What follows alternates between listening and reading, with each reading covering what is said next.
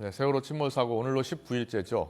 이번 세월호 침몰은 해상에서 발생한 인재라는 점에서 1993년에 일어났던 서해 페리오 사고와 몹시 닮아 있다는 지적입니다. 21년이 흐른 지금에서도 이 대형 참사 발생부터 수색 구조 작업까지 전혀 나아진 게 하나도 없다는 지적이 나오고 있습니다. 그렇다면 어떻게 하면 이런 사고 재발을 방지할 수 있을까요? 그리고 우리나라 지금 무엇이 문제일까요? 함께 고민해보는 시간 가져보도록 하겠습니다. 한국해양대 항해학부 공길영 교수 나와 계십니다. 어서 오십시오.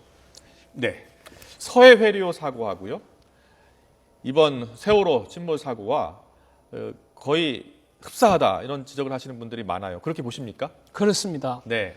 잘 기억하고 계시겠습니다만 1993년 이런 사고였는데 지금까지 사고 원인이나 네. 이런 것들이 거의 흡사합니다. 화면에서 한번 보여주시면 예. 먼저 사고 원인이 예. 일단 정원 초과, 네. 그다음에 화물 과적. 예. 지금 세월호에서 얘기하는 거 다 똑같지 않습니까? 그렇네요. 그 당시에 조금 바람이 한 초속 10m 세컨, 네. 그러니까 그 정도 불었으니까 세월호보다는 바람이 조금 더 많이 불었다라는 것 정도의 차이고, 화물 과적한 거, 예. 그다음 평형수 제대로 관리하지 못하고 그 당시에는 평형수를 배 밑바닥에 이렇게 자갈을 채웠답니다. 자갈을. 그래서 사고가 났는데 그 사고 이후에 정부의 대책이라는 것이 이렇습니다. 먼저 연안 여객선의 안전관리 네. 업무를 해경에 대거 위임을 했습니다. 당시는 이제 건설교통부 산하에 있는 지방해운항만청에서 그걸 관리했는데 여러 가지 어려움이 있으니까 해양경찰의 업무를 위임하자라는 예. 게 대책이었고, 예. 두 번째는 지금 문제가 되고 있는 해운조합의 운항관리실에 있는 이 관리자의 수를 늘리자라는 게 사고 대책이었습니다. 네. 그런데 20년이 지나가지고 잘 기억하시겠습니다만은 이 서해 페리오 사건을 보면서 1995년도에 해양수산부가 신설이 됐습니다. 네. 그런데 그 과정에 다시 해양수산부가 폐지가 되지 않습니까? 예. 이번 정부 들어서면서 다시 재신설은 했는데 그동안의 해양사고는 연간 500건에서 700건으로 증가하게 됩니다. 예. 이런 큰 사고가 나기 전에는 뭔가 이렇게 전조가 있다고들 많이 이야기하지 예. 않습니까? 그 예. 전조가 한 5년 전부터 해양사고가 연간 500건에서 700건으로 늘어나고 있었습니다. 뿐만 아니고 더더운 것이 여객선의 선령을 20년만 사용할 수 있었는데 네. 30년을 또 연장해 주지 않았습니까? 이해할 수가 없습니다. 그렇죠. 예. 그러다 보니까 이번에 이제 아주 오래된 선박에서 화물을 과적하고 그다음에 평형수 제대로 관리하지 않아서 보건성이 굉장히 약화된 선박을 운항하면서 이런 대형 참사가 났는데 네. 이번에의 사고 대책이 뭐냐?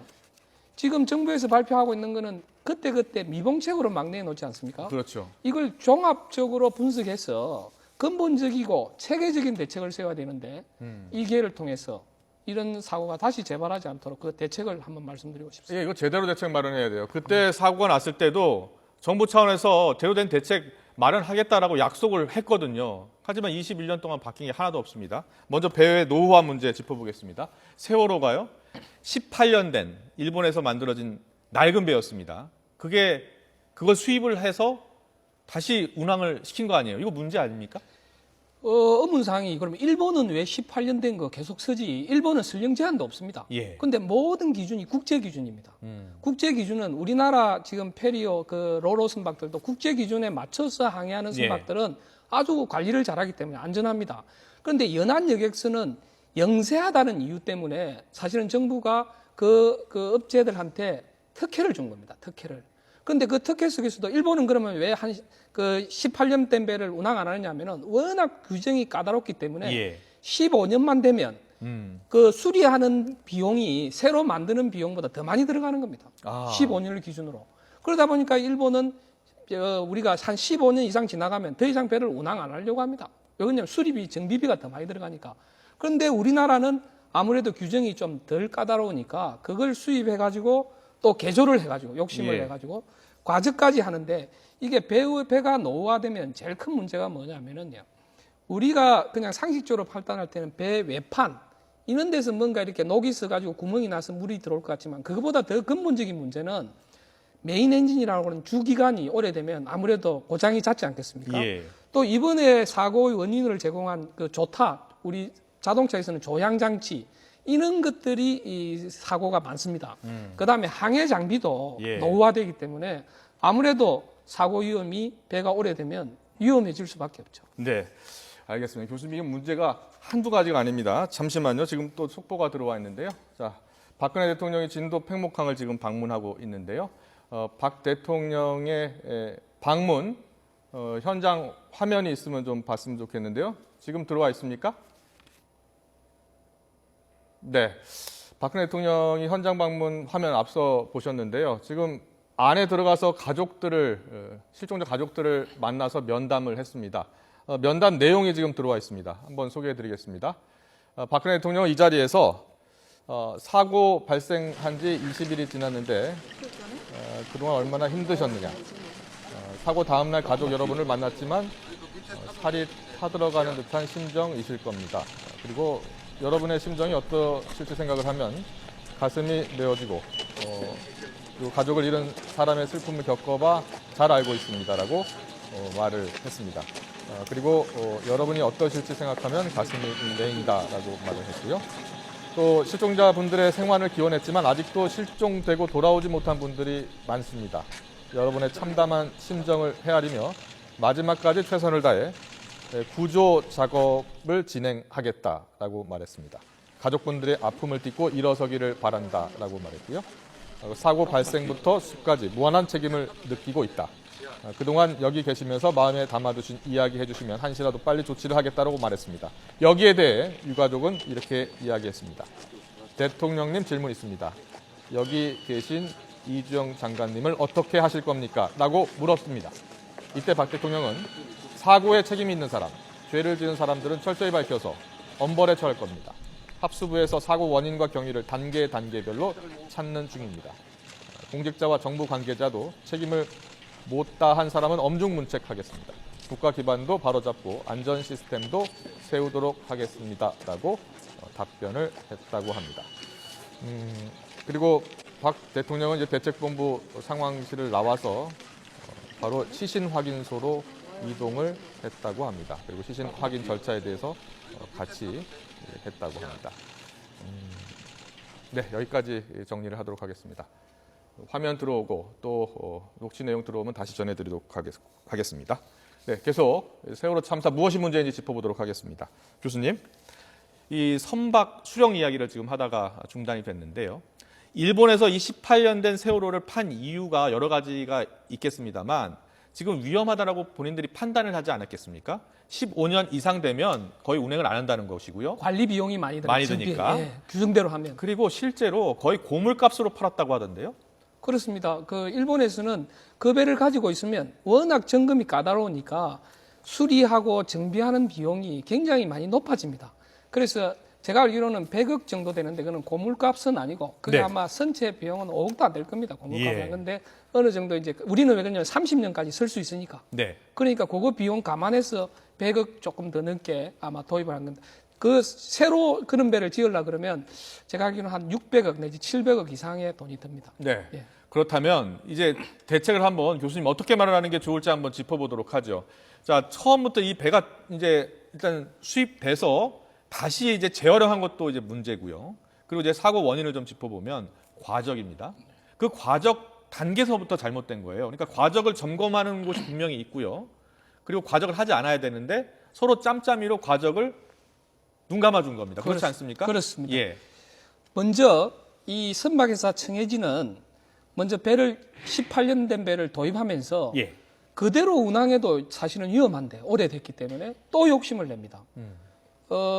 여객을 한 100명 정도 더 싣고 싶다. 그래서 상부 구조물을 또 올립니다. 예. 상식적으로 배 위로 올라가면 무게도 증가하고 바람도 많이 영향을 받으니까 더 위험하지 않겠습니까? 그렇죠. 그래서 이게 전문 기술 기관이 한국성급이라는 곳입니다. 네. 한국성급은 이 기술 전문가이기 때문에 계산을 하면 정확하게 넣어줘. 예. 그래서 이런 보고서를 냅니다. 이걸 보고서에 이렇게 상부 구조물을 올리면 선박이 위험해진다. 그러니까 하물을 1000톤 이상 적게 실으라. 그리고 평행수는 1000톤 이상 더 느리라. 예. 라고 정확하게 레포트를 합니다. 예. 그러면 이걸 이행해야 되지 않겠습니까? 그렇죠.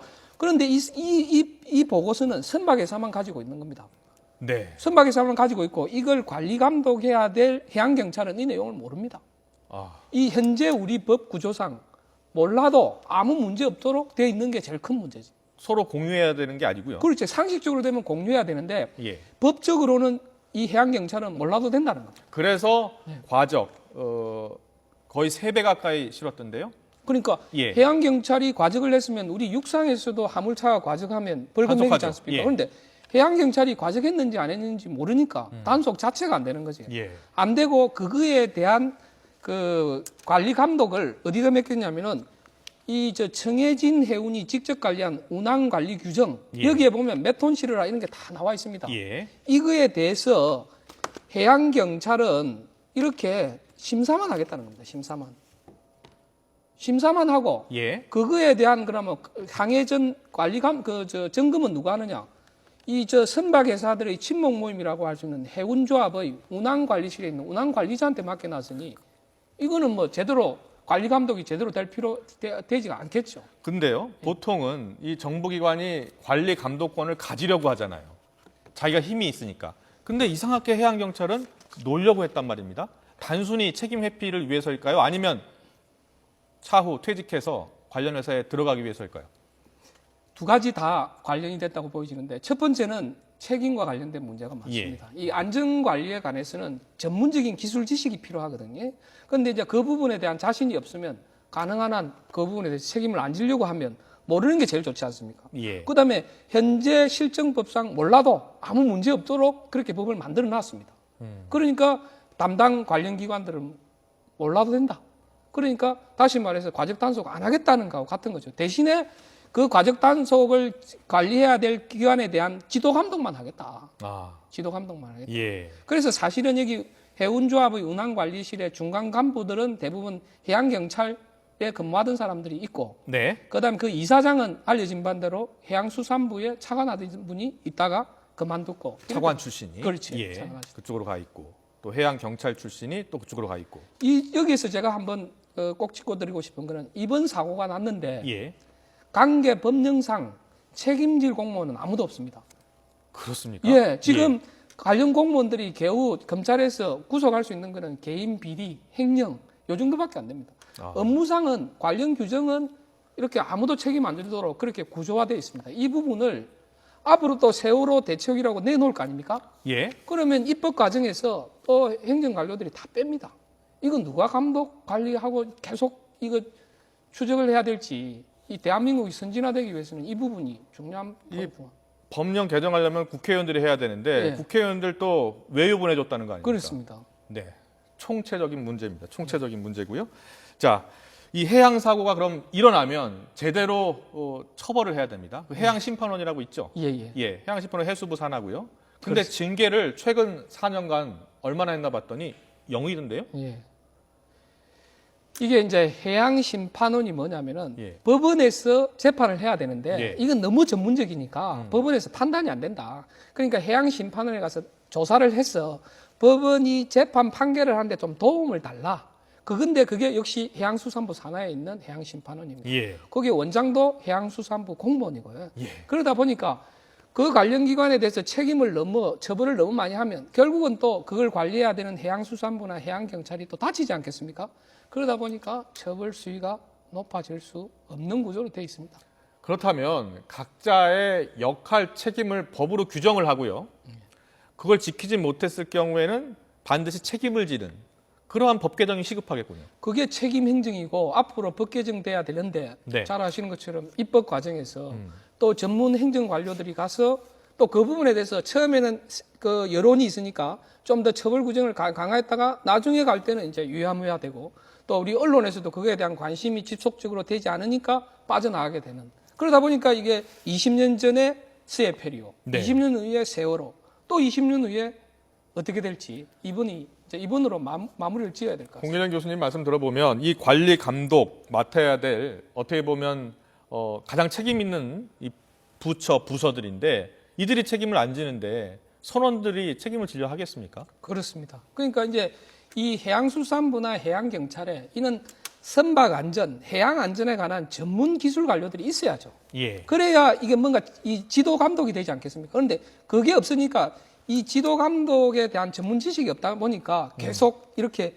자기들은 심사만 하겠다. 예. 이렇게 되는 겁니다, 구조적으로. 그렇군요. 예. 그리고요, 하나만 더 물어볼게요. 그 운항관리실이라고 있지 않습니까? 예. 과적을 단속하는 예. 기관이죠. 근데 운항관리실이 제대로 단속도 하지 않을 수밖에 없는 구조가 있다면서요. 그렇습니다. 여기 나와 있는 것처럼 해운조합의 그러니까 선박 회사들이 낸 회비 예. 그걸 모아서 해운조합을 운영하고 일부 이익단체네요, 이익단체. 이익단체입니다. 일부 이제 해양수산부에서 자기들이 해양수산부나 해양경찰이 해야 되는데 해운조합에서 해주니까 국가 보조금이 일부 지급됩니다.